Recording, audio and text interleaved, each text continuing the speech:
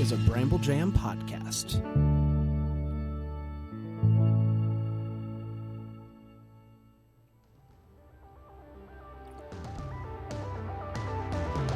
It's Wednesday, gotta say hey to Wednesday, May 5th, and take the day off.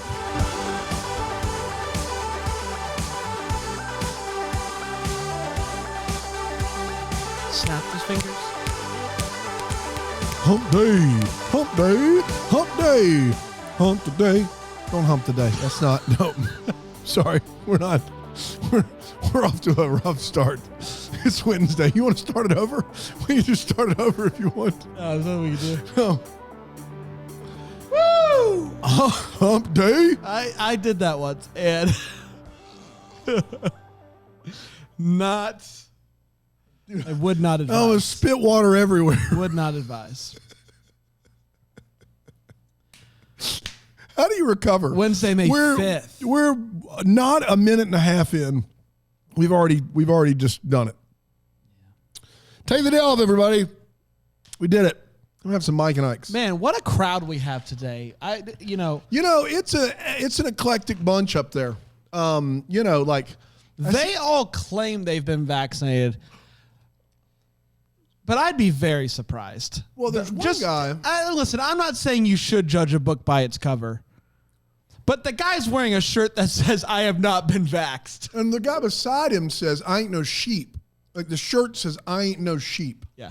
Trace, can you go get those guys a mic? All right. Hey, what's your name?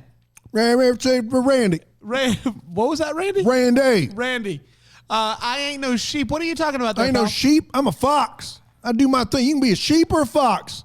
And you can either be led by the sheep or you can be fox and doing your own thing, nice and foxy. I'm foxy.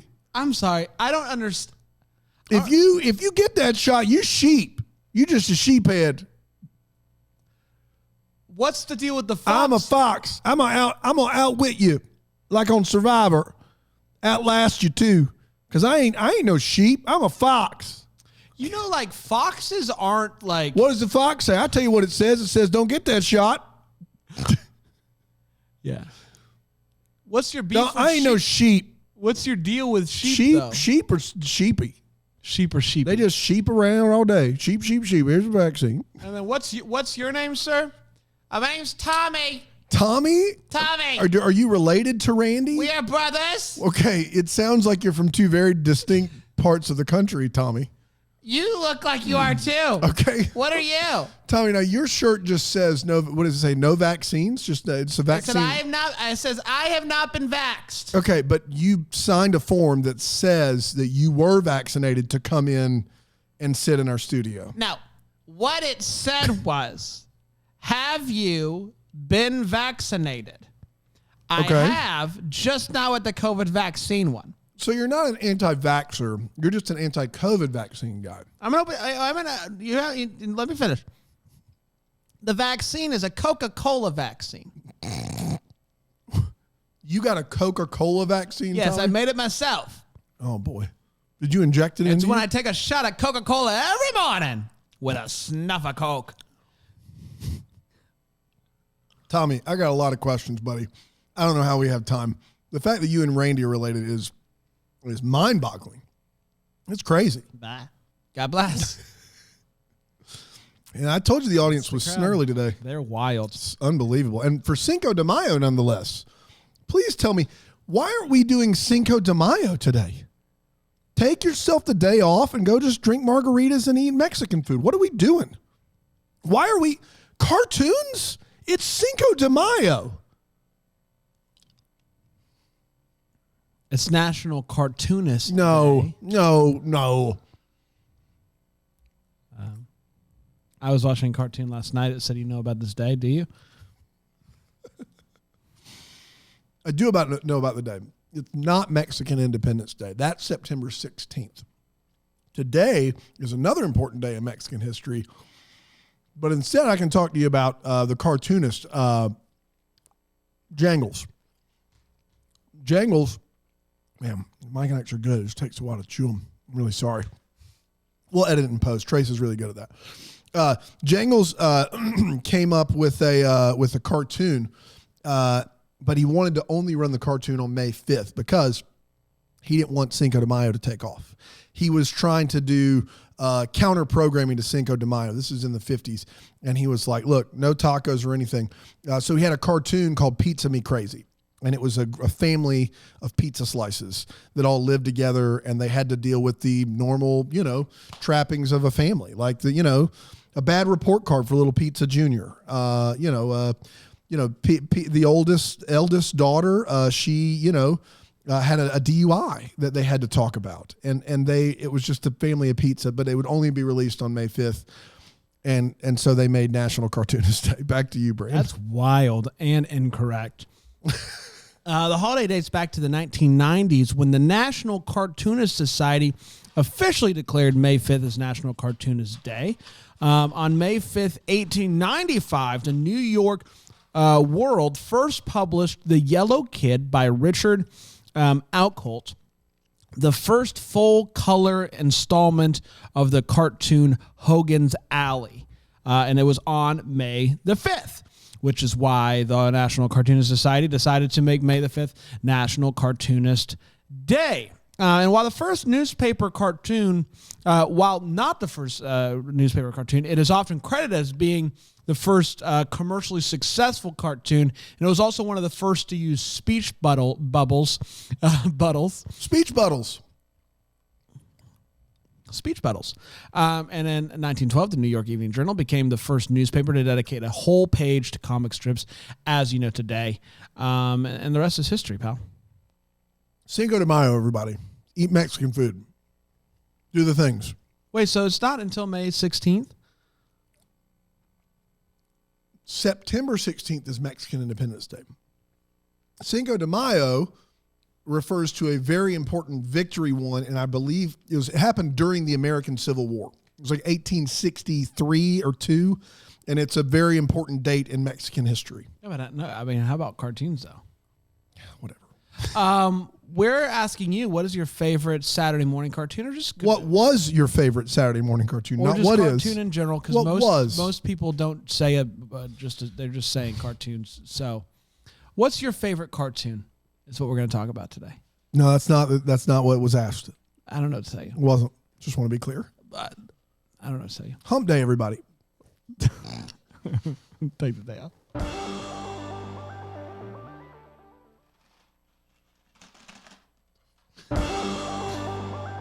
Good Lord. This Mike and Ike's were stuck, man. I was trying to make the most of our break there.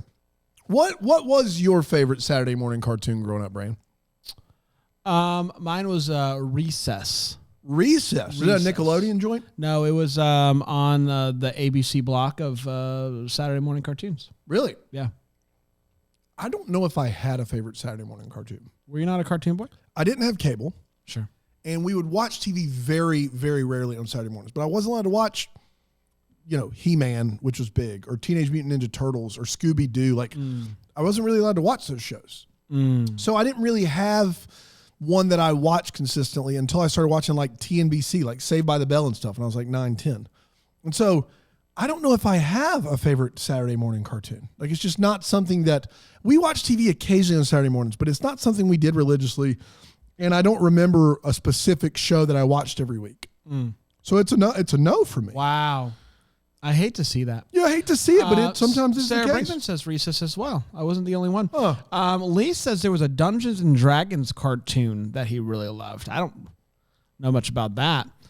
Paige says Arthur, which was a PBS. I don't think also Recess. Hey, I also loved Arthur. Rena says Rocky and Bullwinkle. Rocky and Bullwinkle was a favorite of mine. Yeah, I love Rocky and Bullwinkle. Amy Matthews says Hug-a-Bunch. Do you know what Hug-a-Bunch is? I don't know what that is. Me either. Gummy Bears, heard of them. Rainbow Bright, yep. Jim, Muppet. I did watch the Muppet Babies. I feel like I watched the Muppet Babies pretty regularly. What's Jim? J-E-M. What is that? I don't know. There was a movie, Jim and the Holograms. You said heard of it. You said, The Jetsons. Jim is, Jim and the Holograms. It's the thing, the band. Okay. It's a musical TV show. Both Beth Ann and Aaron say the Jetsons. The Jetsons are fun. Meet the Jetsons. His dog Elroy. Really nostalgic. Kira says really nostalgic for Pepper Ann. Yeah. These days, and can't stream it know anywhere. about Pepper Ann? I don't. Pepper Ann's great, man. Alonzo says Super Friends, by the way. Pepper Ann's great. I didn't mean to cut you off. Yeah, it was like Pepper Ann, Pepper da da da da. That doesn't sound right at all. Pepper 1 in a million. Are you being serious right now, or are you doing a bit? Being dead serious. Doug was also one of my favorites. Doug. You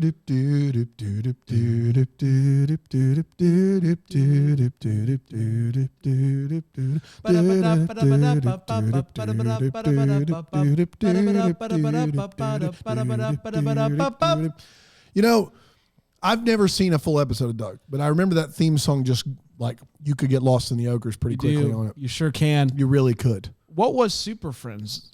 Did you say it? They were like superheroes. I love superheroes. And they had the power. They had to like activate their powers together. Wasn't that Super Friends? Let me ask you this one. If yeah, that's like Superman and Wonder Woman and all those people. If we were a cartoon, what would we be? What would it be about? What would it be about, or what would we be? What would we be, and what would it be about? I think it's a pretty easy. Bran and Dan, like that goes pretty well. I think we'd probably be, I don't know, some sort of animal. You want to know what's crazy about our names combined?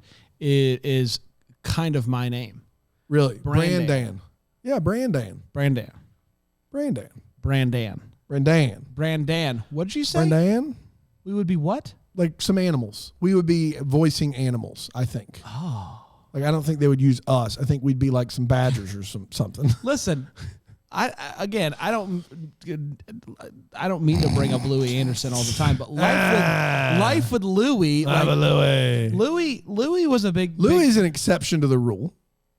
Dude, he's in Search Party season 3, and he is so good in that. It's so good. Number one answer on the board. Name as many Family Feud hosts as you can. Richard Karn, Sure. Steve Harvey, Yeah. Louis Anderson. Yes. Who is that guy? The original guy. Why can't I think of his name? Well, no, there was a guy. He's a. What's his name? He's in a lot of TV shows, and he has white hair. Family Feud. The guy I'm thinking of is the original guy. Is Richard Dawson. Yes, is the Richard guy Dawson. I'm thinking of. He's famous, but I don't know anyone else. There's one. Those are the 4 that I know: Louis Anderson, Steve Harvey, Richard Karn. John O'Hurley did it for. He was from Seinfeld. Yeah, before Steve Harvey. Yeah, I don't remember him. He was in between Karn and Harvey. Really? In between Karn and Harvey, there was another host. Yeah. Yeah, that's all I got. And there was one other one, Ray Combs. Classic Ray Combs. Yeah. Classic Ray Combs. Been there for years. And then Louis Anderson did it for. Number 1 answer on the board. Is it a 4? Steve Harvey's done it. So only 6 hosts total? Yeah. Richard Dawson, Louis Anderson, Richard Karn, Steve Harvey, John O'Hurley and John O'Hurley, Ray Combs. Wow. There you go. Learned something new. Steve Harvey's done it the longest aside from Dawson. Wow.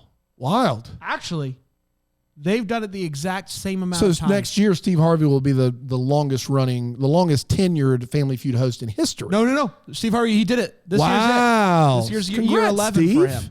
Man, he's been doing it since 2010? 2010. Dang. That's crazy. It's unbelievable.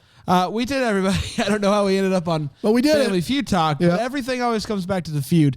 We will be back tomorrow with another exciting day and another exciting question, which is this. What is your favorite way to treat yourself? Mm-hmm. We're going to talk about that and so much more, but not like a lot more because we try to keep it short. And we will do that after you take today off. Here's a haiku. Oh, Bran having trouble with the buttons over there. Man, it's like you never do this job before. Dan handed me some Mike and Ike's. I had a friend named Mike once. Ike's no good son of a gun, though. Jerry's out. That was a good one. Thank you. Still think it wasn't quite. You make it work.